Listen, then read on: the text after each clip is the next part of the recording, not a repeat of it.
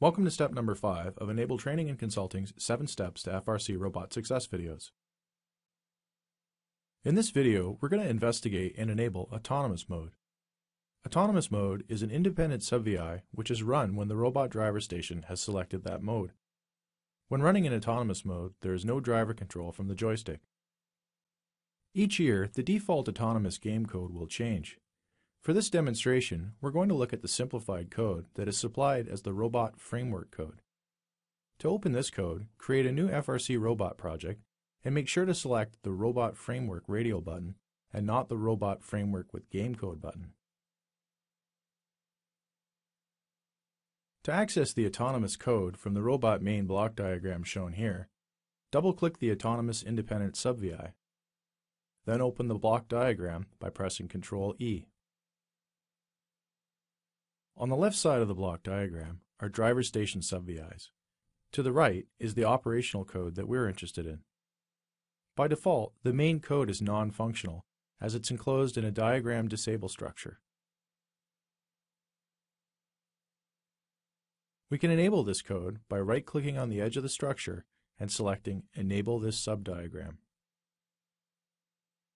If we take a closer look at the autonomous mode, we can see that there are 3 individual while loops. The data is sequentially wired, therefore the second while loop will not be initialized until the first loop is done. Let's take a look at the first loop. In this loop, the value wired to the x-axis terminal of the arcade drive sub-VI is half the value wired to the y-axis terminal. This will cause our robot to turn. The loop has a wait timer set to 50 milliseconds. At the bottom left corner of the loop, the iteration terminal is wired into an increment function. Remember that on the first iteration of a while loop, the iteration terminal will output a 0 value. The output of the increment function is wired into a greater than or equal to function. This loop will run every 50 milliseconds, 20 times. 50 times 20 equals 1,000, and so the robot will turn for 1,000 milliseconds, or 1 second. If we take a look at the second loop, it's the same as the first except for the number of times that the loop is going to run.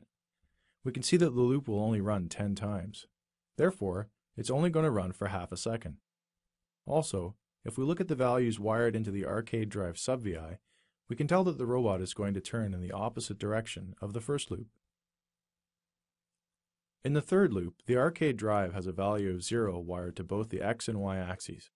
This will stop both motors. Notice that there is a false Boolean constant wired into the conditional terminal of this loop. This means the loop will run indefinitely.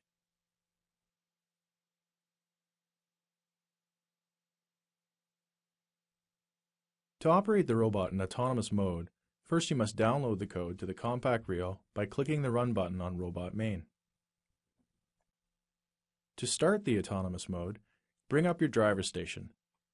If this is the first time you're running new autonomous code, you may want to lift your drive wheels off the ground, just in case it does something unexpected.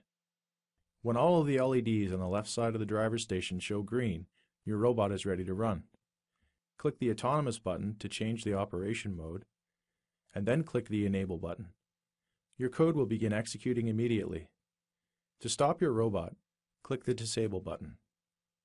This completes our first look at the autonomous mode.